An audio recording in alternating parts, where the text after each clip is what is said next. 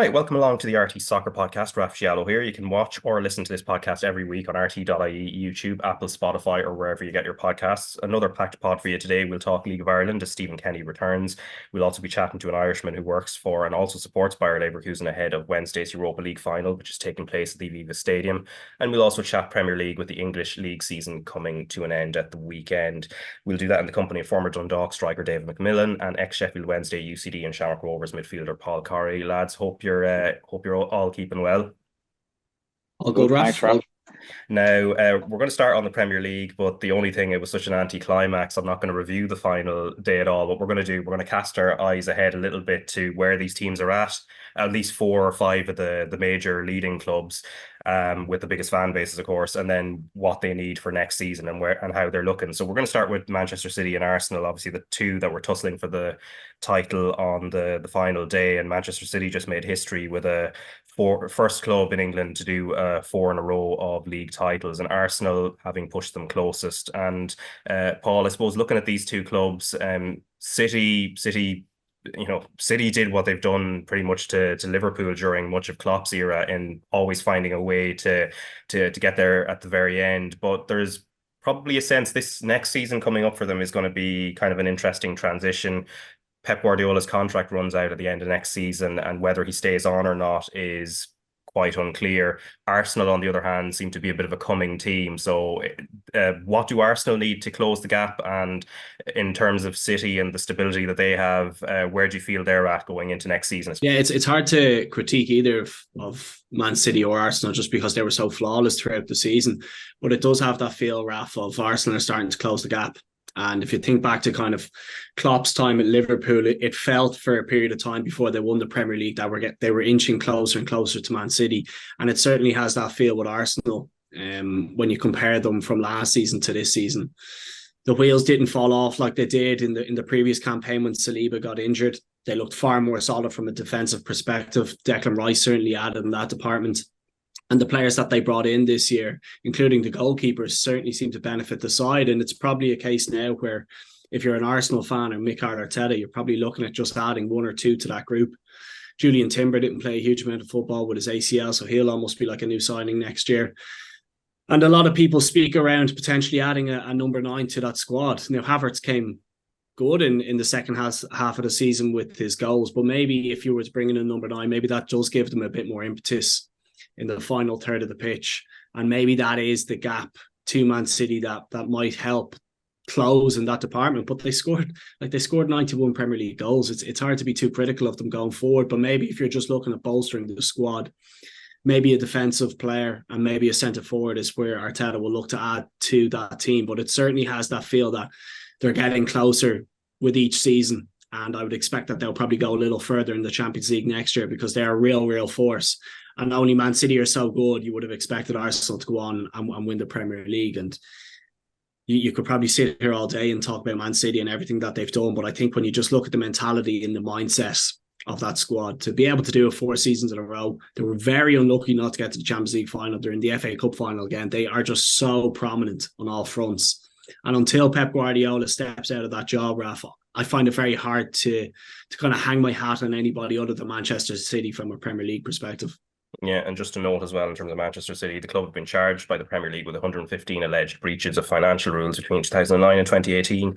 An independent commission will rule on the charges, which could see City docked points or even expelled from the Premier League if proven. A date has been set for the independent commission to hear the Premier League financial charges against Manchester City. The league's chief executive, Richard Masters, told British MPs in January. Now, moving on to Liverpool, David, and Jurgen Klopp in his speech after the final day, which was quite an emotional one for fans given everything he's achieved there. He was talking about Liverpool being ahead of schedule. This squad that finished third. Arne Slot, the former Feyenoord manager, is coming in to take charge.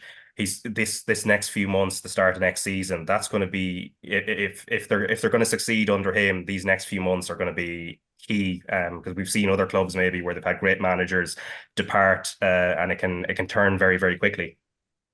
Yeah, it's a little bit of a strange one, I think, in terms of Klopp. I think he even mentioned it himself. It seems like he's building almost his second squad with Liverpool, and this was really the first season where he's dismantled the midfield that was, the Henderson, Fabinho anchor of that midfield. He brought in McAllister, Szoboszlai, Harvey Elliott's improving, Curtis Jones improving, and they started to build what looked like a likely title challenge, and obviously faded towards the end, which I think Klopp has accepted probably is where they are in their process. So for him to leave now and not have another year with that team, it seems like he's cut it 1 year short, but obviously he's been there 8-9 seasons. You can understand where he needs a break and wants to walk away. For Slot, then it's can he build on that, and he's probably coming in and into a team that's exciting and in a really good position. So he's got a lot of young talent. Like, that midfield is packed with talent. Still maybe feel they could do with the defensive midfielder they looked for. Endo's done a very, very good job, but whether they'll look to improve there. But they've already made moves. Obviously, news that Matip and Thiago will be let go, and they'll be moving on. So that already for Slot will mean he needs to go and get a centre half in particular, to join the ones that are there and to try and strengthen that squad. But he's walking into what's a decent job. People criticised when Ferguson left and Moyes had a squad that people said wasn't particularly strong, and maybe that hampered him. I think Slot is walking into a strong team, and he's left in similar circumstances to Klopp. He got a great send off from Feyenoord. They obviously rate him very, very highly. So it's an interesting one to see how it goes. People are referencing Ten Hag and how it's not gone smoothly for Man United, but it might be a different kettle of fish for Liverpool. Yeah, might well be. Manchester United, though, Paul, next season, I mean, this season was in terms of the league, it was pretty disastrous for the most part, given the type of ambitions they have, and especially the fall off from the previous season. They are in the FA Cup final against City, but they're going to be going in very much as underdogs. What do they need in terms of a transition next season? And I imagine this also involves the future of the manager. Yeah, and I mean, there's been huge change since the new ownership has gone in off the pitch. And if you look at all the replacements they've made and all the people that they plan to bring in, whether or not they can kind of get them out of gardening, leaving into the club quick enough, will maybe determine the changes that we'll see at the beginning of next season. I don't know on Ten Hag, to be honest with you, Raf. I don't suspect he's going to be here in the next 6 to 9 months, but whether or not they'll make a change over the summer will yet to be seen. I wouldn't be surprised if they did, because I think when you look at Manchester United's Premier League campaign, losing 14 games is a staggering amount for a club of that size. And sometimes it hasn't just been the results, it's actually the performances that have gone hand in hand. And a lot of people have asked questions around the style of play and what it is they're trying to achieve. And I think it's very hard to actually get down to the bones of it, of what system Ten Hag is trying to play with the players that he has available to him. The recruitment's been very, very suspicious over the last number of years, which hasn't helped. I mean, he's got a number of players there. Varane has left. Casemiro obviously has a number of years left on his contract. Going into the latter stages of his career, that's potentially going to be a problem. You've also got players who've just seems to be lingering around that club for the last number of years and have proved to be difficult to get out the door. So there's a major reshuffle needed from a playing perspective now, and they need to get the recruitment right, and they probably need to identify the types of players that are going to fit into the system of either Ten Hag or a new manager who's going to come in, because the gap is now, it seems to be opening up, not only between Man City and Arsenal. Liverpool are joining that, and Tottenham under Ange Postecoglou, you would imagine, are going to have another push next year. Villa under Emery, Newcastle under Eddie Howe had a decent second half to the season, and Manchester United for the last 3 to 4 months just seem to have been sticking it in reverse and reversing down the table. And I would fear for them heading into the FA Cup final this weekend that if Man City are at us, it could be a very, very difficult game at Wembley. So it's an unknown one for me at Manchester United, just with so much change and what's happening off the field, whether or not the manager's going to be there, and there's so many question marks about so many of the players. It's hard to see how Manchester United, say, break into the top 4 next year.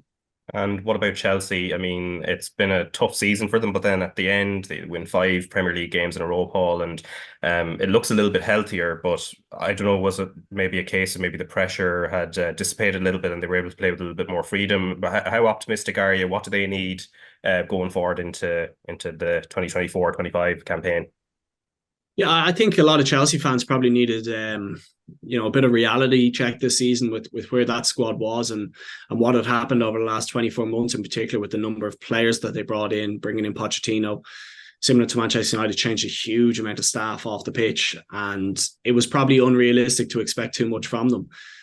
Should have won the Carabao Cup final. I was at that game, and went very close in the FA Cup as well against Man City. So on those domestic cup fronts, they've actually gone quite strong.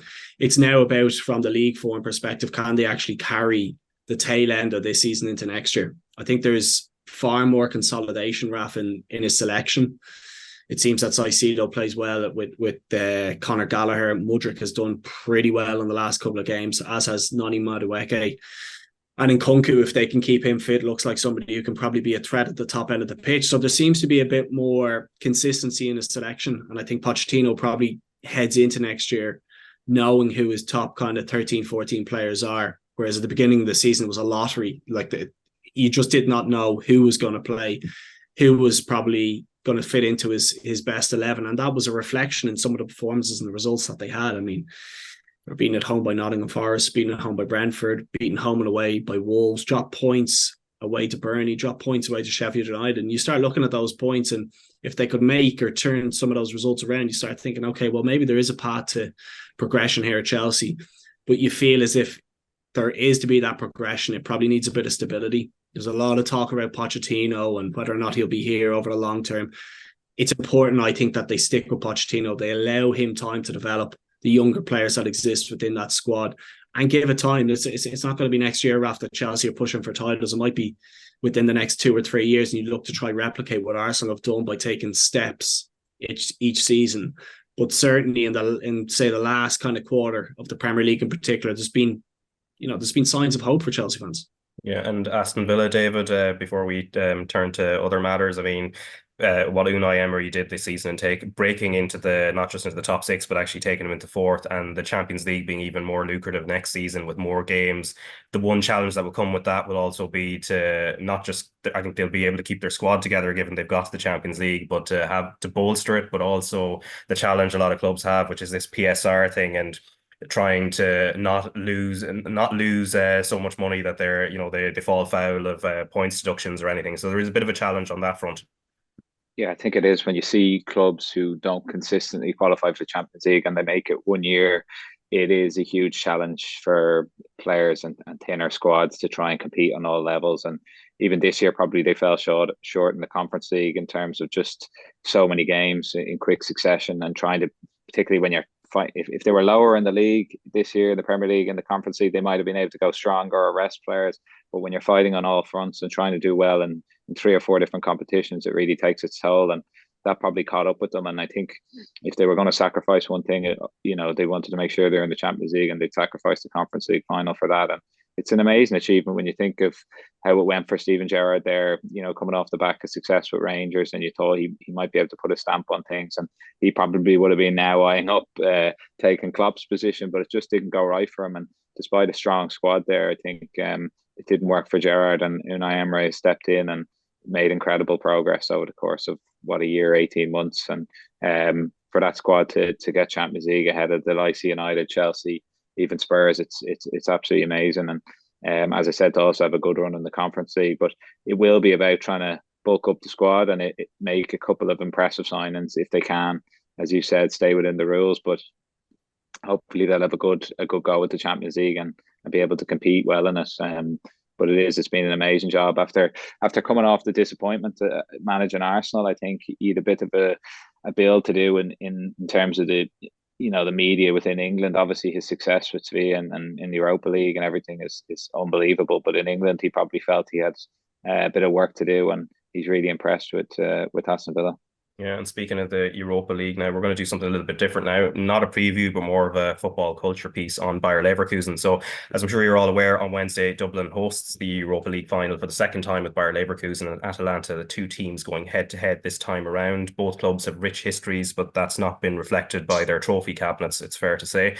But Bayer Leverkusen have been changing that spectacularly this season, are on course for an invincible season in all competitions, having already won the Bundesliga for the first time at a canter and unbeaten. That was sealed sealed at the weekend. We're going to get a little insight now about the club, seeing how manager Xabi Alonso turned the ship around to create this historic season close up, and a view on the fan culture that we will see firsthand here in Dublin with Gareth Houston, who hails from Lisburn, County Antrim, but is based in Germany and works with Bayer Leverkusen as a stadium tour guide. First thing I asked Graham was how a lad from Lisburn ended up in Cologne and working for Bayer Leverkusen, a club he's had a soft spot for going back 20 odd years. A good question. I get that a lot. So my main job, my career job is I'm a classical musician. So I play in symphony orchestras and things like that. I studied in Paris before I did my master's there.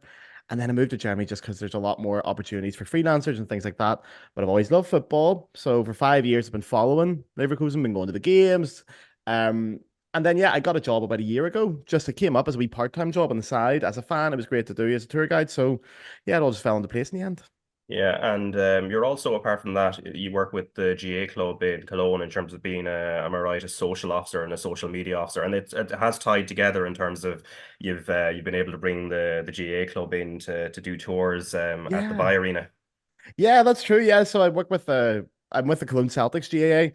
I don't get to play as much, unfortunately, because as a professional flute player, people break a lot of fingers in football and hurling, so I have to stay away from that. But yeah, I've got the Celtics have been to the stadium a few times. We've built up a little bit of a relationship with Bayer Leverkusen as a club as well, which is so much fun. I'm pretty sure in saying we're the only GAA team to have done a stadium tour at Bayer Leverkusen. I'd be surprised if there was another. Yeah, and in the general region as well, how many Irish people are there kind of living in the area? I know you've mentioned students from Cavan coming over to doing a tour at the stadium before, but in terms of actually living there and being around the place. Well, there's loads. I think no matter where you go in Europe, there's always a fair few Irish people. Like we have a pretty sizable GAA team, and that's just a small part of the Irish community here. If you look at Dusseldorf as well, which is very handy to hear, because there's a lot of cities in this region of Germany. So Dusseldorf, they have a GAA team as well. So it just tells you there's at least that many Irish people. There's a lot here, especially in Cologne, because there's a lot of international industries. People like Ford are based here as well. So a lot of Irish people here for that. So as always, there's Irish people everywhere. Yeah, and in terms of your support for Leverkusen, because some people might assume it would have started after you've arrived there, but actually for you, like a lot of people, Leverkusen jumped onto the map in the 2001-02 season. The brilliant team they had. I mean, so many of those players went on to play in that World Cup final in 02, but it was a heartbreak for the club, but that's where you sort of fell in love with it. Yeah, it's such a romantic story, Leverkusen. And the 2002, the infamous Leverkusen season where they lost all 3 trophies in a week, that was just the pinnacle of that. There was much more before that. And since then, there's been a lot more. There's a lot of second places. There's a lot of lost cup finals. There's always the nearly team. And they've always had great technical players. And I remember back in the day growing up, they were always on TV. You would see them in European football a lot. And they always played great football. They were just such an attractive club and they never quite got there. So they were very attractive teams. When I moved over here, and I didn't really know before moving here how close Leverkusen was to Cologne, then I just thought, right, that's my team. And away I went, and it's been love ever since. Yeah, and there's 2 people behind you there in terms of the images. So you've George Best, but Michael Ballack is probably would he still be regarded as sort of the biggest name that's come out of the club, or are there others that sort of rival it? That's always a good question because he's one of the most famous names that played for the club. He only played for a few years and then came back for a second stint in sort of 2010 time. We all love him. He was a great player and he was very proud of playing for Leverkusen, but I think his best years were at Munich and Chelsea. I'd say for real hardcore Leverkusen fans, we'd be looking more people like Rudiger Vollborn or Ulf Kirsten or Rudy Feller or those kind of lads. Yeah, and Leverkusen as a city, like Cologne, I think people will be very familiar with the cathedral, etc. But Leverkusen as a city, I think not a lot of people will be familiar with it beyond Bayer, the company, which we might talk about because it has a key role in the existence of the club in the first place. But the city itself, beyond the football club, it's not very well known internationally. So what is the city like? It is strange. When I moved to Cologne, I didn't realize how close Leverkusen is. Geographically, we would look at Leverkusen as a suburb of Cologne. Geographically, not culturally. That's a very important distinction to make. But it's just down the road from here. So I'm in the north of Cologne. It's 6 minutes in the train. I'm in Leverkusen. It's a small town, and it was essentially built to house workers for the Bayer factory. So the Bayer factory is based there. There's a couple of other pharmaceutical companies popping up around Leverkusen, but it was just to house workers. The boom sort of hit off in like the mid 1800s when Bayer was starting to become a big company. And then Bayer Leverkusen is a football club, were founded in 1904. But Leverkusen, it's such a small town. It's such a small place. It's only about 160,000 people, I think it's the official population. And it's right bang in the middle of Cologne and Dusseldorf, 2 major cities that are so close. Leverkusen is right bang in the middle. And I don't think a lot of people realize it's there. Yeah, and does that make the football club even more symbolic for the people in Leverkusen, given you have two bigger, I suppose, bigger entities either side? Yeah, I think it does. No, I know it does because if we look at like Cologne, for example, FC Cologne, very big club in Germany, huge support, big stadium, 50,000 people. Dusseldorf have Fortuna, not the biggest club at the minute, but also huge support, bigger stadium than us. We have a small stadium, relatively speaking, only just over 30,000. But the club plays such a central role there, not just because of the success of the team right now, because it is just right now that we've had success, but historically, nearly everyone in Leverkusen either works for or knows somebody who worked for the Bayer factory. So it's a real working class connection to the club. Yeah, and the club itself has a sort of family-friendly feel, even in comparison to other German clubs, am I right? I mean, just in terms of even on match days itself, I know Leverkusen has a history with having like one of the first ultra groups in the Yeah. country, but at the same time, it's a very family-friendly feel to the club and to the stadium itself. Oh yeah, entirely. We do actually have family days at the stadium quite a lot, where we deliberately design the stadium and the infrastructure around it to make sure it's suited for families. We have, bouncy castles and face painting and discounted prices and stuff. You're right. I think we're the first club in Germany to have ultras.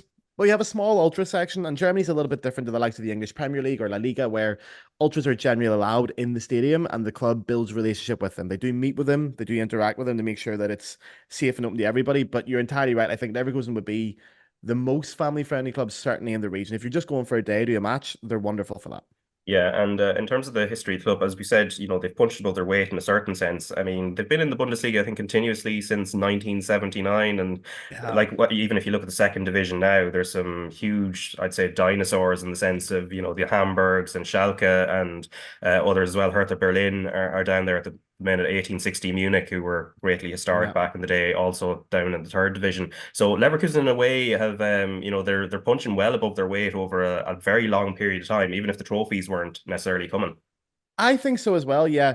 Like financially, Leverkusen are a strong team, but not as strong as the likes of Bayern Munich, Borussia Dortmund, or even Leipzig now at the minute. So we've always had a nice financial stability that comes from the Bayer company and the investment they can bring in.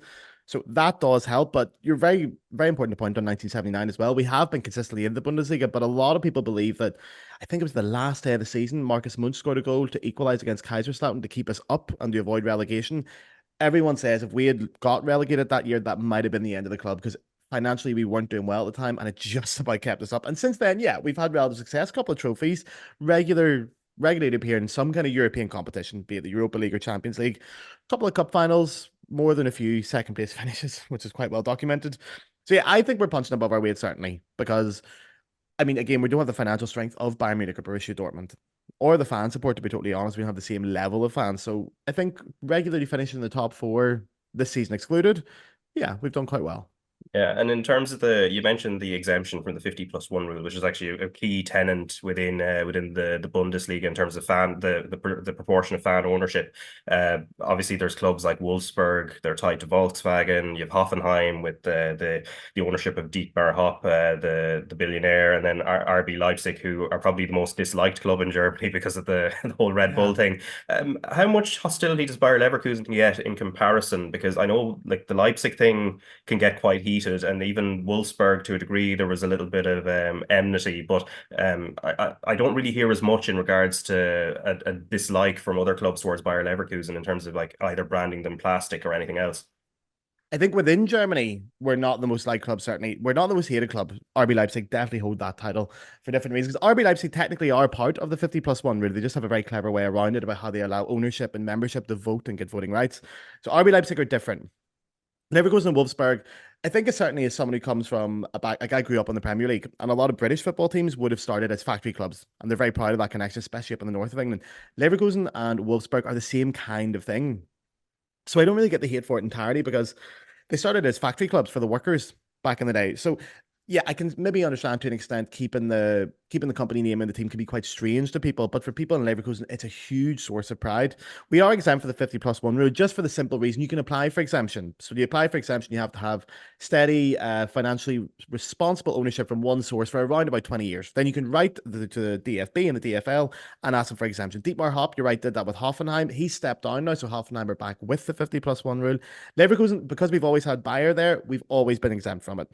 It's a little bit bit different then, but because of that, we do have a very active fan scene, which meets with the club regularly because I think they're careful of making sure the club doesn't get run away with things.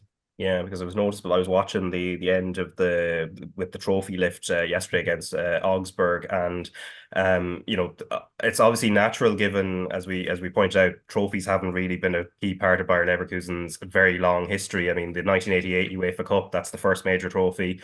1993 German Cup, and then there's been so many runners-up finishes since. But the scenes in the game, I think it was against Werder Bremen when it was confirmed. I might ask you a little bit about that if you were in and around them, because it was a bit mental. I think the final whistle blew a little, like it seemed to be seconds early. There was no stoppage time played. But even yesterday, I mean, the Xabi Alonso getting pulled up to where the sort of the hardcore fans are, and also the captain Lucas Hradecki. This season, where you've doubled the number of trophies, or you're on course to double the number of trophies that the club have won in its whole history, you can tell the passion that's there among the fan base. Oh, hugely. Like you talked about the Werder Bremen game, that was exceptional. That game, I was at the game that day. I go to all the games. I've got a season ticket, so I was walking through the city early in the morning just to get a feed for it. I thought, oh yeah, I'll go down like 10 o'clock. 3:30 kickoff. I'll go down at 10 o'clock and just explore the city. Packed already with people, spray paint across the wall, flags everywhere. It was enormous. I always stand in the Nord Curve, which is where Xabi and Lucas came up yesterday to join in with the fans. So it's the standing area. We have safe standing in the Bundesliga, and it's where you have the capos, the head ultras, and all that. So I'm always in there right at the front of it. And I think Florian Wirtz came off the bench against Bremen, and when he scored, I think it was the third goal and then the fourth goal. When he hit the third goal in, there was a pitch invasion, and it was ridiculous as well, because a lot of us were looking at going, oh please don't, because if we get this game abandoned and we get like a default 2-0 loss, this would be heartbreaking just because we got too excited. But it did mean so much to the club, so much. And yeah, the whistle blew, I think, about 5 seconds early, just because at that point you're thinking about you're 5-0 down. I think it's okay to give it a few seconds. I don't know if the referee consulted with the coaches over it. I'm assuming they did. I'm assuming there was some kind of consultation. But then pitch invasion directly afterwards. Normally in any other season, we could chill out since then. You could just play out the rest of your games and look forward to your cup finals. But because we had this potential of going unbeaten, every game kept its importance right to the end. So even yesterday when we picked up the trophy, you were praying that they didn't lose, because we were so close to making history. It's been so stressful as a Leverkusen fan, like in a good way, but I cannot wait for the season to be over in the same time.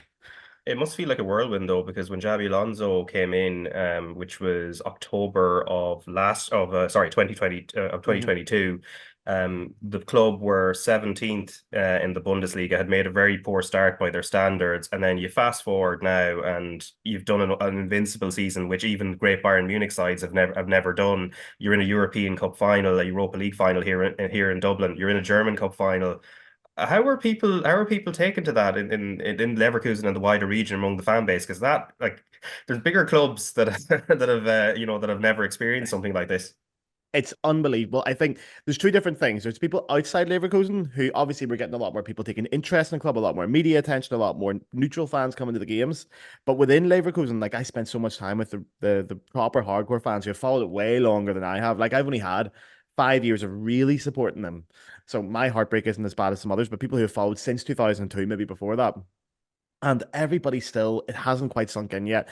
For that reason, again, because when we won the league, we still wanted to go unbeaten. So there's still more to play for. Yesterday, we got the trophy, but we're like, yeah, but we're in Dublin on Wednesday. We're in Berlin on Saturday. We're on the verge of a treble. It hasn't sunk in at all yet. Because I think as a Leverkusen fan as well, you're waiting for it to go wrong.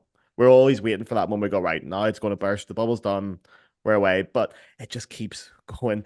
But I think the excitement levels are strange in Leverkusen. Everyone's still just waiting. We're keeping a lid on it just for the moment. And then maybe a week today, then we can go and let our hair down a bit. Yeah, Berlin, the German Cup final, obviously in between Dublin. But in terms of fan favourites within the current squad, I mean, I imagine Xabi Alonso, given what he's done as manager, but then also the fact he's actually not just going to jump ship and go to Liverpool or Bayern or Real. That's one thing. He's cemented his place in terms of the adoration of the fan base. The other one, maybe on the pitch, who jumps out? I would always think Florian Wirtz, because he's sort of from the region. Maybe he's a number 10. Maybe that he gets a lot of attention.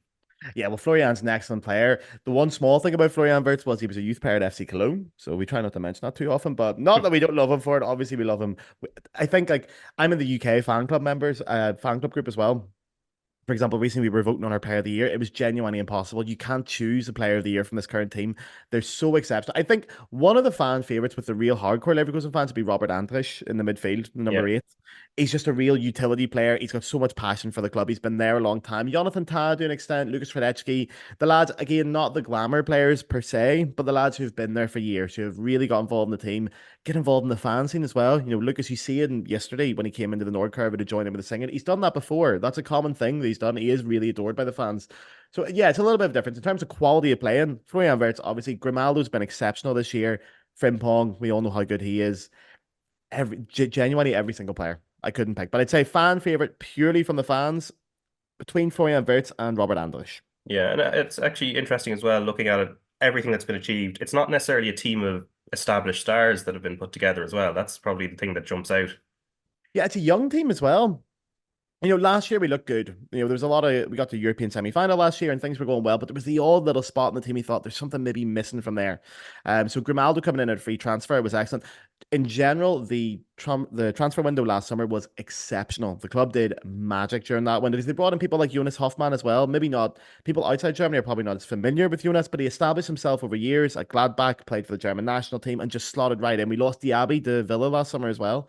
So that was a good replacement. Boniface came in for quite a low fee. Obviously, Granit Xhaka came in and really provided that, but it was just adding those little things to an already very good squad. And again, not going and buying superstars. We don't have the financial strength to do that, but being very clever in the transfer market, and it just happened to be perfect.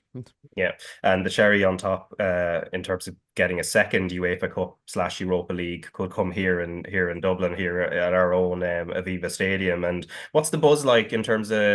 Is there sort of like a mad rush for Leverkusen fans to come over here and nab as many tickets as possible? Oh yeah, well, I think it does help that it's Ireland as well. You know, Germans love Ireland famously. They have a good connection with it. And I think the idea of going to Dublin, getting a few pints in the city, going to see everything, that's part of the charm of it. It is difficult because at the start of this year, no Leverkusen fan would thought need to save a bit of money because we're going to have Berlin in the cup final, Dublin midweek before that, and nobody thought that was going to happen. So a few people are going to miss out for that reason. But I think everyone's so buzzed about just being in Dublin, the famous, hospitality of the Irish fans and the Irish public as well. And also for me personally, as an Irish person, to be able to go back to Ireland and support my team in UEFA Cup final or Europa League final, is so cool. So I'm absolutely buzzed for it. I think most of the fans are. Yeah, and I suppose the final point, in all your time sort of working for Bayer Leverkusen, I think you've mentioned before, sometimes you'd see the manager and the players sort of milling around the place as well. What's been aside from the success on the pitch, what's been the kind of the standout moment that's really sort of tied you to the club outside of your, I suppose, your job as well? That's an excellent question. To be honest, I love watching the football team. I think it's great to watch them. They're wonderful, but the fan experience is what really sets it apart. I'm a member of the NK12, the overall supporters group. We go and meet on match days. We have certain bars to go to, and I'm in the UK fan club as well. You meet people. It's such a unique atmosphere. It almost, and I mean this in the best possible way, it almost feels like a lower league club in terms of the fan atmosphere. You see the same people every single week. You go to the same bars. Everything's affordable. You don't have many tourists getting involved in it just because of the small size of the stadium. That's been my favorite. Meeting the players, right? Because the players train on site. So the training pitches are there. So we see them quite a lot at work. Seeing Xabi Alonso, I did actually get to have a conversation with him for the very first time last week. And I got to ask him about his GAA days back in Kells and County Meath. Yeah. And he did confirm. Can you tell me a little bit about this? Because there are myths that have built up around what he may or may not have done. Exactly. On the rumours that he's got like a junior All Ireland. No. Okay, I could put that all to bed. He went for a summer once. I think he was 15. He said he stayed with a family called the O'Brien family, and then he joked going, well, there's a few of them in Ireland. And I said, yeah, doesn't really narrow it down, Xabi. So he loved it. He stayed there for a couple of months and he played Gaelic football for a while. He didn't win a junior All Ireland. I could put that to bed for sure because I asked him just last week. I actually had an Irish tour group with me, and that's why they wanted to ask. And the teacher was from Kells as well. So he did play. He loves Ireland. He stayed with the O'Brien family, but he did not win a junior All Ireland. Yeah, I didn't expect that would be the case. I did, but he broke my heart. But sure. Yeah, no, I've always wondered about that. I knew that after. I knew the myths couldn't match reality. But look, he'll be coming back to a place he obviously likes. So for yourself as well, exactly. You'll be coming back to your own island as well. So look, enjoy the occasion. Best of luck to Bayer Leverkusen fans, obviously the Atalanta supporters as well in Dublin on Wednesday. And Gareth Houston, thanks very much for your time. You're very welcome, mate. All right, so that was Gareth Houston, stadium tour guide for Bayer Leverkusen, and I suppose, Paul, there's going to be a lot of the colour here, and I suppose two clubs, two fan bases maybe who haven't Bayer Leverkusen aside now, when you talk about this season, but haven't had too much success. So they're going to make the most of it, I'm sure. But what do you make of both sides, or what have you seen of either Leverkusen or Atalanta? Yeah, I mean, Leverkusen have certainly been thrown into the spotlight this year, particularly with Xabi Alonso and his links to the Liverpool job, and it probably highlighted some of their performances. But the fact that they went through Bundesliga unbeaten and have done so throughout this season is absolutely incredible, Raf. And the way that Xabi Alonso has done that, and some of the players that he's brought in, and the way that they seem to be playing, the results that they've churned out, has really shone a real positive light on Leverkusen. You would imagine heading into the final would probably lean them favourites, just with how good they've been throughout the season. And I think from a neutral perspective, you'll probably get a really open game in the matches that I've seen Leverkusen and Atalanta play, particularly in the Europa League. They both want to play an open style of football. They both want to be positive and play through the thirds. And I think that will lend itself to a really good game. You only have to look at Atalanta and what they did to Liverpool over the two legs to understand what they're about. And they had a positive campaign as well in Serie A. So I think it's a great event. It's brilliant, Raf, that we have it in Dublin. I'm sure there's a load of Liverpool fans who are envious that they aren't going to be taking that trip down to Lansdowne Road on Wednesday evening. But I think when you look at the two sides and the results that they've produced and the domestic campaigns they have, I think we'll get a really, really top game here. Yeah, Atalanta, great story as well. They're kind of going through their golden era. They just need to cap it off with some sort of a trophy. I think they've won one trophy in their entire major trophy anyway in their entire history, and that's the Coppa Italia in 1963. So it's a long wait. It's not quite like a Mayo GA kind of All Ireland wait in terms of length, but it's not far off. But they've been in the Champions League in recent years. Gian Piero Gasperini proven to be a really good manager, and he's had his past experiences at Inter Milan that didn't go well, so I think he's quite happy where he is, and that's great for Atalanta. But anyway, Wednesday is going to be a great occasion, and first time we're hosting the final since I think it was Porto and Braga all the way back in 2011. But anyway, let's turn our attentions to the League of Ireland. And on Friday, Bohemians in the TV game, they won 3-0 at Sligo Rovers. Shelbourne won 1-0 against Waterford at Talca Park. Dundalk beat Shamrock Rovers 1-0 in a stunning and shock result, given what's happening at Dundalk at the moment. Galway United came from behind with a couple of late goals to beat Drogheda United 3-2 away from home. And then Derry City were 1-0 winners at Pats as Stephen Kenny started his tenure. And then Stephen Kenny, 2 defeats from 2 now, as Damien Duff's Shelbourne then made it 2 wins in the space of a few days for Shells at Richmond Park. And then Shamrock Rovers won 1-0 against Derry City. Let's start on Stephen Kenny and Pats. But first, Stephen Kenny, after confirming last week that he was taking charge of Pats, he spoke one-on-one with our own Tony O'Donoghue live at Inchicore last Thursday. So let's just listen to that, where he sets or at least gives the context of why he's decided to come back to the League of Ireland and specifically to Pats before we turn to the actual football side of things. With me is former Republic of Ireland manager, former Dundalk manager, former Bohemians manager, former Derry manager, Stephen Kenny. But Stephen, here is where it all began, your coaching career. I did start here with the under-21 team many years ago, that's right. And what was it about St. Pat's? Gareth Keller, I suppose, sold you a vision, did he? Yes, he did. I think obviously it's a matter of timing, really. Personal circumstances changed, and I think Gareth showed me a vision for the club, what he wanted with a new stadium and a progressive academy, which he has, and certainly a determination to be successful in the future. And we're in obviously European competition in July, and these are all, he's talking about an American tour in January, all of that sort of stuff. So but after managing the national side for 5 years, Stephen, were you hoping to maybe get a job in England or further afield? Well, I didn't manage the national team for 5 years. I was with the under-21 team and managed the Irish team for 3 years. Yeah, I think it's and it was a fantastic honour to do that, and I think I had opportunities that weren't right for me.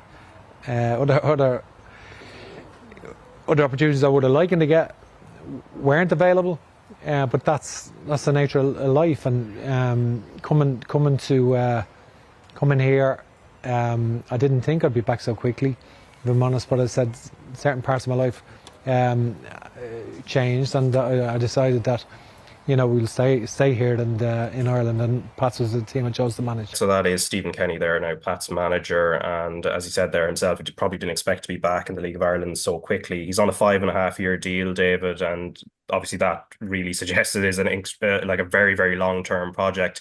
It started off with a couple of back-to-back defeats, but albeit against the teams that were top two in the table when Friday kicked off. And early signs when you look at Pats and what he's tried to implement with a squad of players that isn't really his. What are the small changes you've already noticed about that Pats team?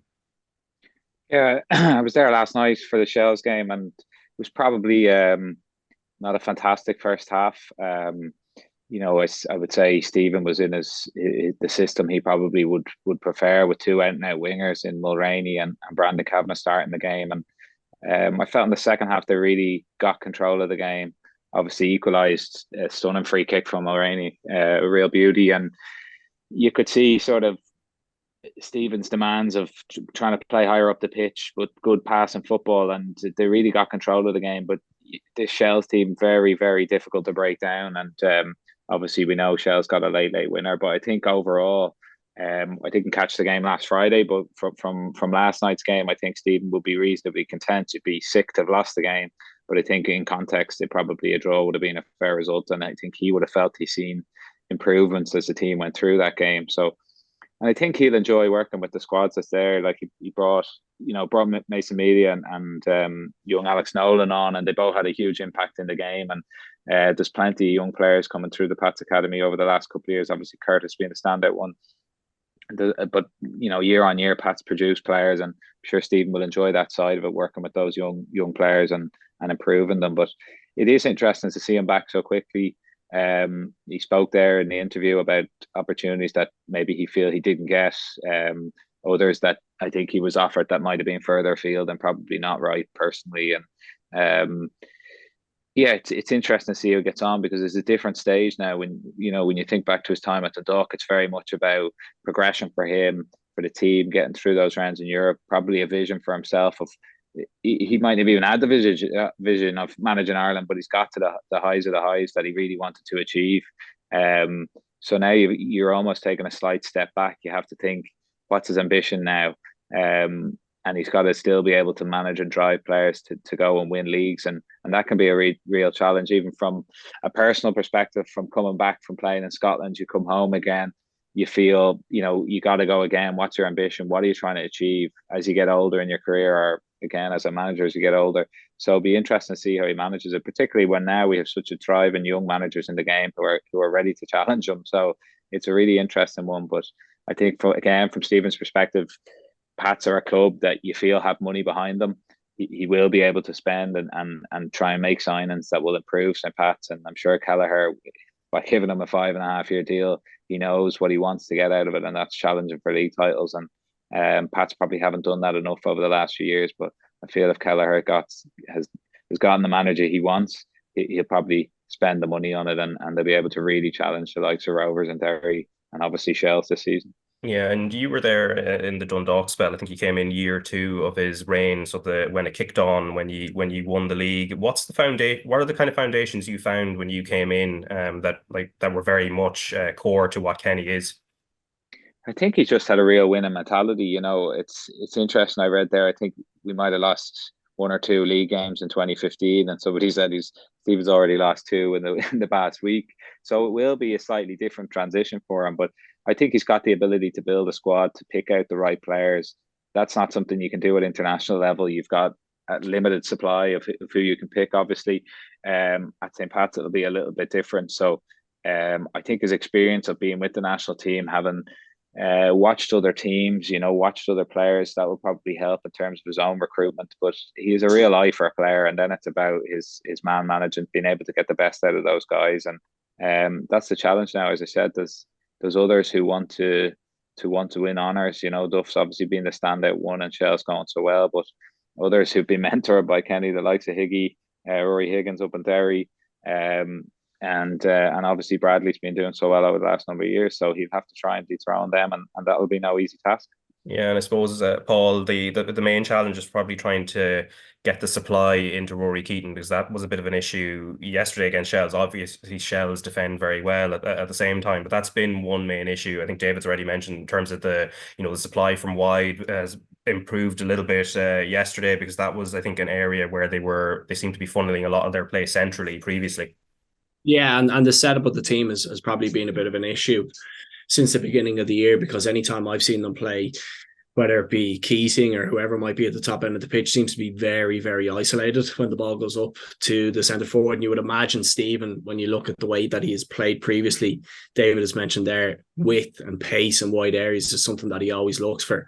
And I just think somebody like a Jake Mulroney is probably a player that will thrive under Stephen's guidance, and you would imagine he would be at the forefront of Stephen's team and how he would look to play. And you throw in the likes of a Jamie Lennon, a Forrester, a Levy. These are the type of players that I'm sure Stephen will be expecting to step up in the next couple of weeks, because I always go back to the FAI Cup final last year, Raf, and if you just look at the number of players who have left the Pats squad since that period of time, I never felt like they really replaced those players and those key players in certain positions.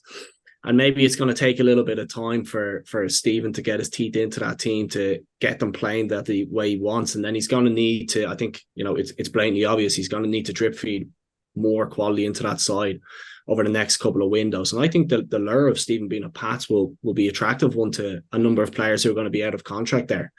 But the first couple of months, I think it will all be about him putting his stamp on the team. I think he'll really enjoy being back on the training ground on a daily basis and not having these short windows like he had with the international side. But I think the foundations are certainly there, but I certainly think that when you compare them to the top teams in the league, they're certainly going to need a couple of bodies in there to help them if they are to progress and become one of the top teams in the league. But he certainly didn't have an easy set of fixtures to step into between Derry, Shells. Now he plays Bows on Friday, and maybe when they play some of the teams that are in and around them in the league, they'll start to pick up points. And we've seen with the likes of a Galway and the likes of a Waterford, you put a couple of good results together, Raf, and you can quickly climb your way up this division because it is so competitive and everybody's taking points off one another. But from a League of Ireland perspective and somebody who follows the league, I just think it's brilliant to have Stephen back in.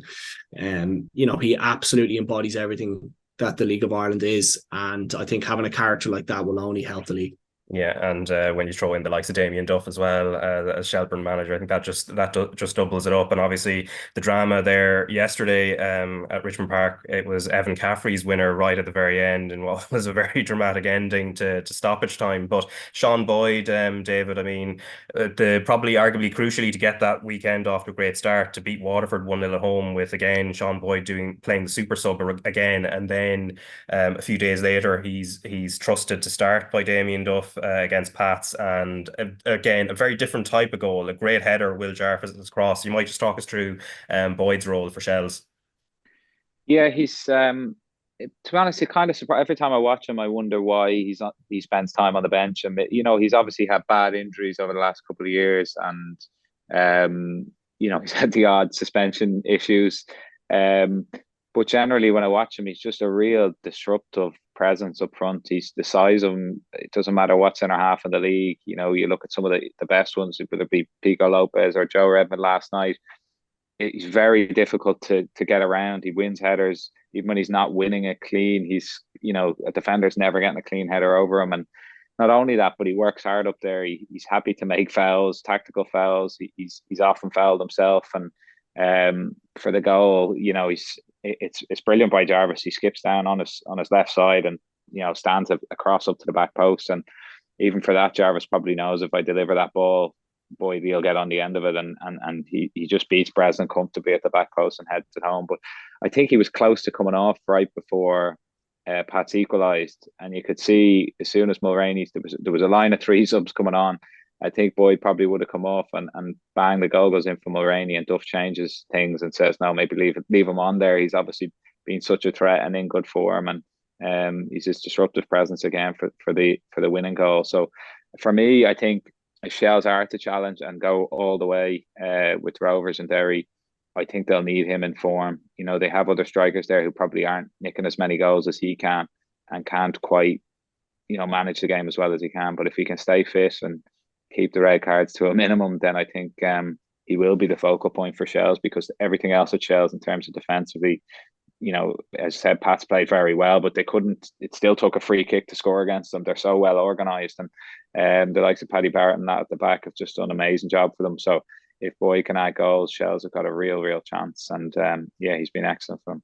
Yeah, and that goal against Waterford, well taken with the space he kind of created for himself, especially against a very stubborn Waterford team. Sam Sargent having a really good game on the night, denied Shells time and again during the game. But Dundalk, Shamrock Rovers then on Friday. Paul, I mean, this was a result I don't think anybody would have expected. I mean, John Mountney, he scores the winner late on, but Shamrock Rovers' inconsistency showing up again at the same time. Yeah, and it was probably a performance. I know Stephen Bradley has been talking recently about XG, and the performances have been quite strong. I think this is probably one of the games where he'll reflect and say they were probably a little off the boil. Raf never really threatened Monroe in the Dundalk goal, and they got themselves into some decent positions, but whether it be kind of wayward striking or poor decision making or just not being clinical in the final third, it certainly lent itself to Shamrock Rovers just being a little off their usual levels.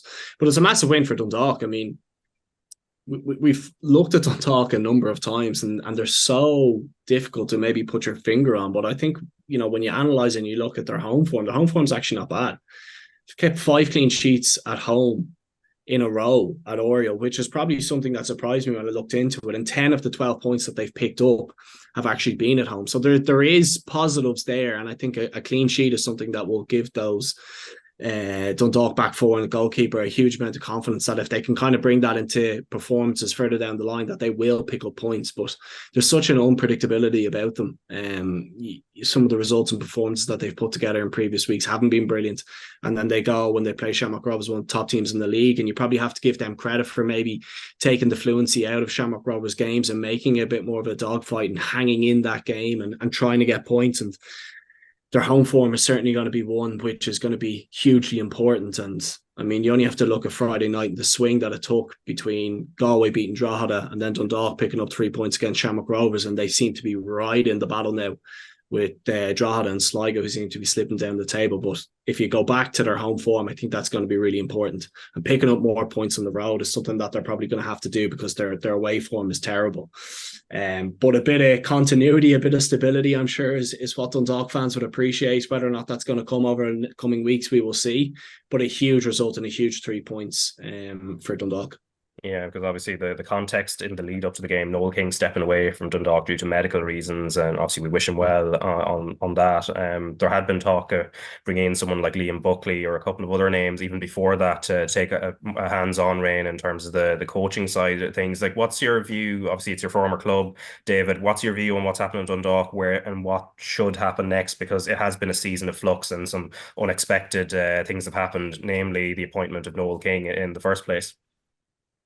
Yeah, it's been a mess, Raf, to be honest. Brian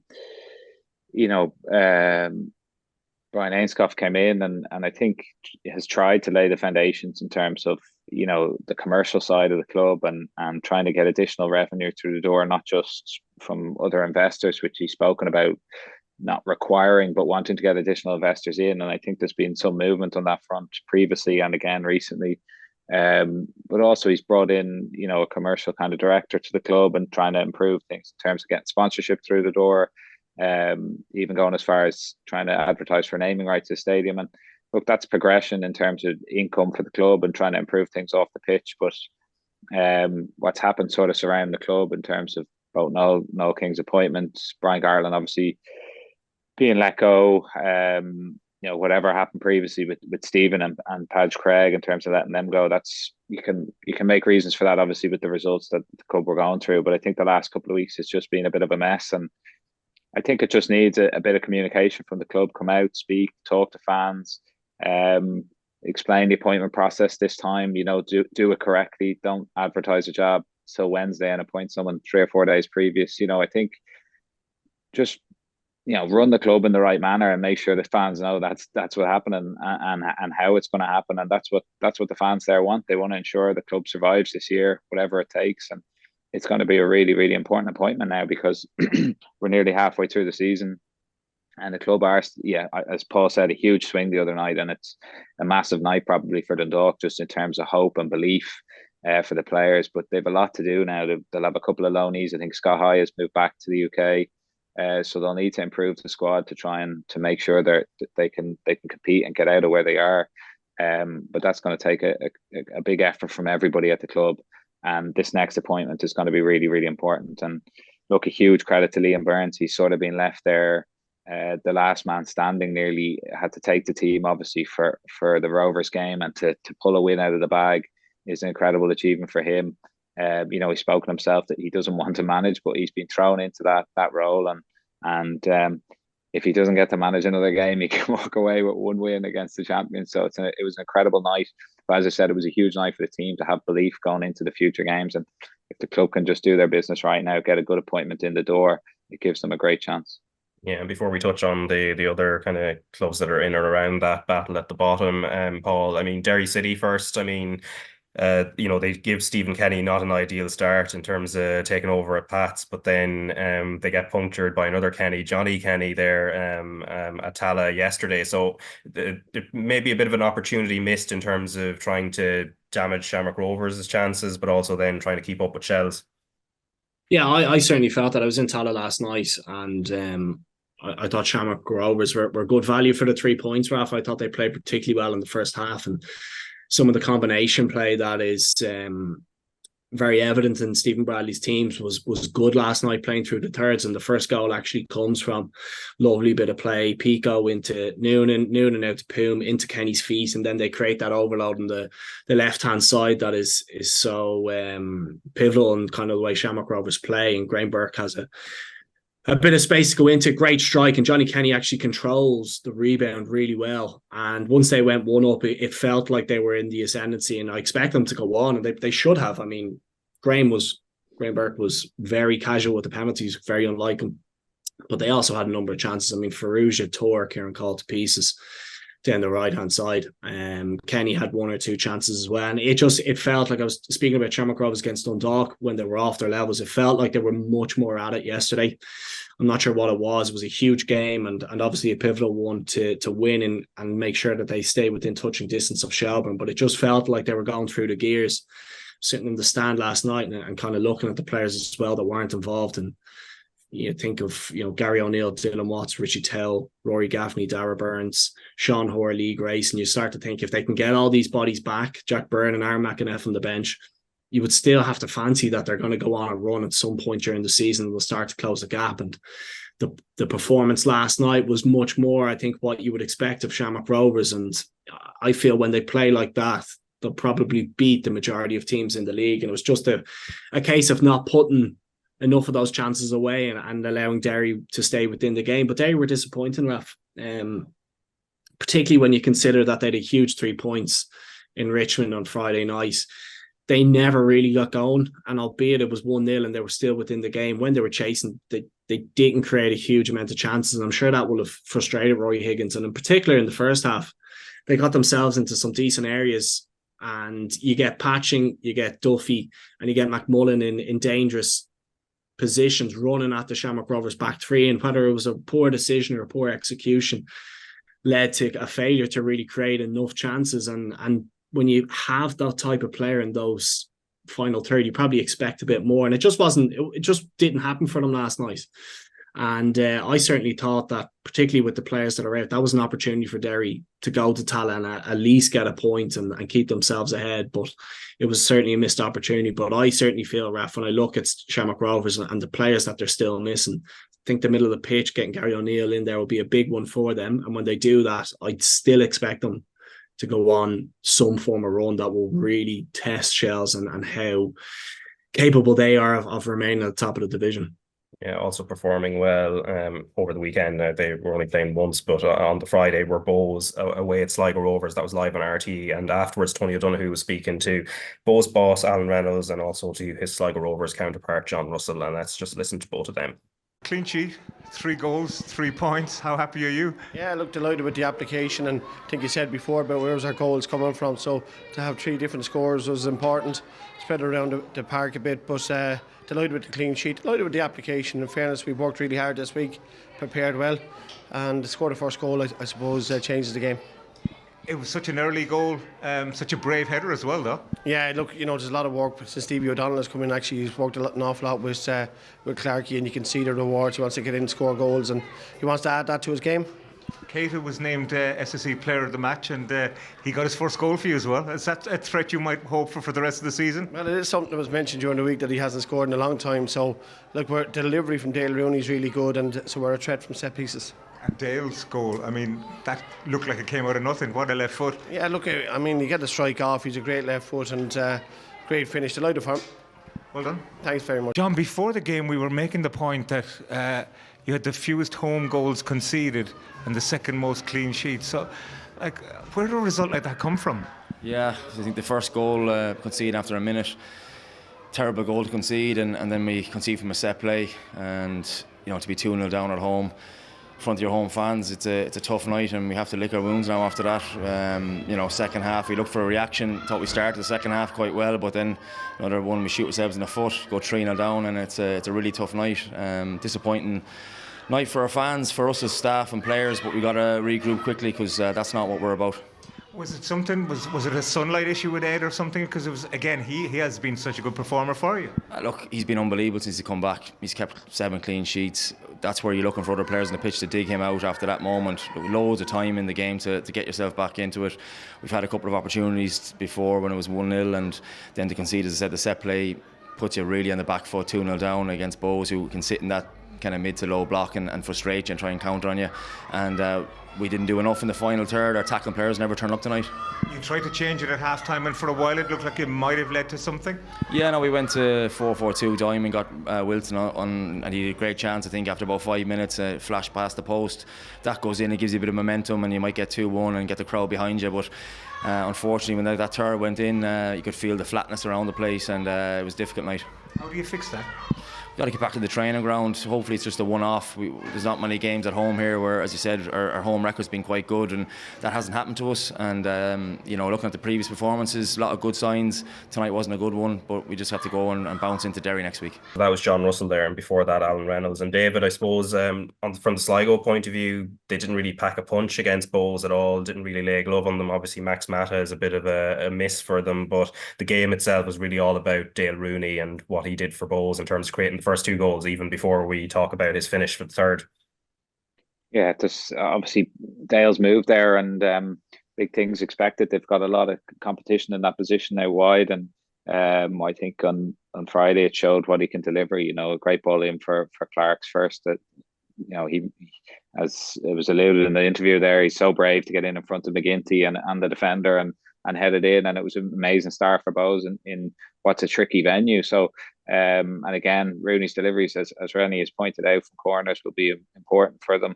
It makes you a real threat if you've got somebody who can consistently deliver well from set pieces and give yourselves a real chance. And I don't think Bowes were dominating the game by any means, but they came out on top. And once you're 2-0 up, as John Russell pointed out, you can sit back and counter on a team. And but yeah, Rooney's finish for the third is exquisite. He's not got a lot of space, but he still manages to rifle it in with real pace into the top corner, and doesn't give McGinty much of a chance. But it's a tough spell for Sligo at the moment. They're still 6 ahead of Dundalk, but they seem to be on a slight, as Paul pointed out earlier, a bit of a downward trajectory. And I think they've only 1 win in 9. But the way the league is this year, you just don't know. You could be saying something totally different after they have a big win next week. So I wouldn't be too disheartened, but I think they definitely, amongst the squads across the league, they probably aren't the strongest.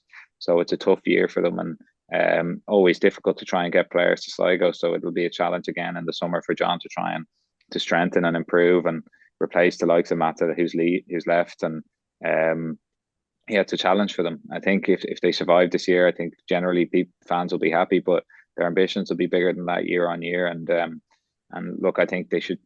John's a young manager; he's learning the game. I think he deserves time to continue in the job and keep trying to push Sligo on. Yeah, and obviously some relief, Paul, for Sligo in the sense that Drogheda missed out on points at home to Galway United, although it required quite a dramatic swing at the very end for that to happen.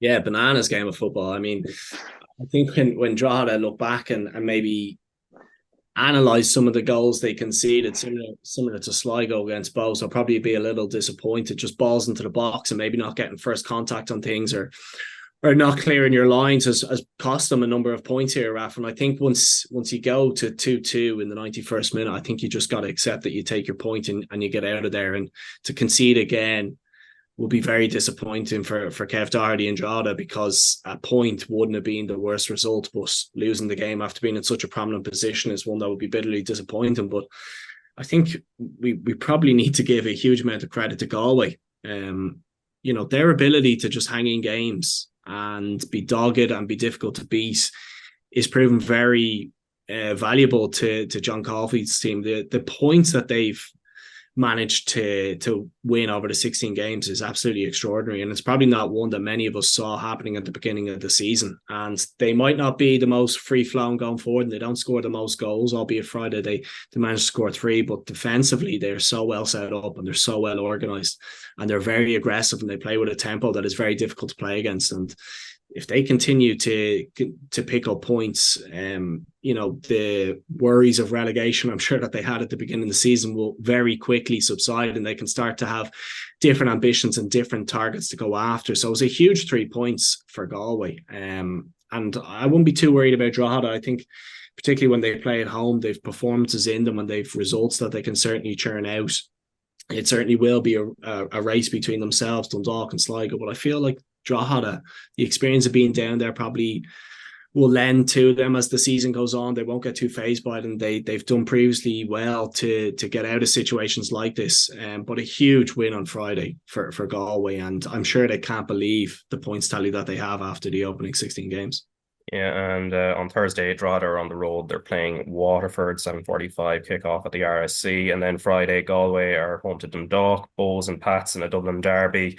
Derry City are home to Sligo Rovers, and then a big one between Shamrock Rovers and the league leaders Shells at Tala, kickoff at 8 o'clock. And in the first division on Friday, Wexford beat Kerry 2-0. UCD and Finn Harps shared the points, 6-goal thriller, 3-3 draw there. Cove Ramblers and Treaty United drew 1-1. Cork City continue to fly high at the top of the table, 3-1 winners at Bray Wanderers. And then in the Midlands derby on Saturday, Longford Town at Lone shared the spoils, 1-1 there between them. On the women's side of things, Ireland's qualifier against France on 16th of July looks set to take place at Parc Equive after the GA gave the green light. Their next fixture is at the Aviva on the 31st of this month against Sweden, and then they go to Stockholm a few days later.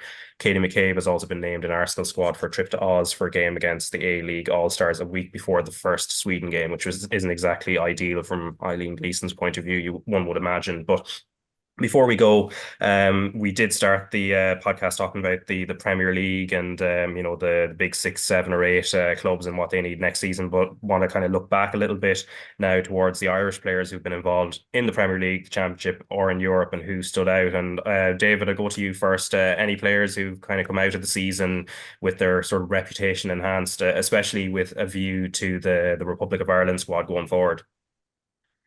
I think I was probably on the podcast with you, Raf, maybe 9 months ago, prior to the Premier League starting, and we were discussing Ben's move to Luton and stepping up to the Premier League. And I think at the time, I was saying it's a great move only if you get to play enough football. And I had concerns whether he would get in the team and be able to play consistently for them. And I think during spells this year, he's done incredibly well to make that move. And I think his 30 odd appearances this year, 4 or 5 goals, and it's just a great return for a player who's, for someone who started out in the League of Ireland.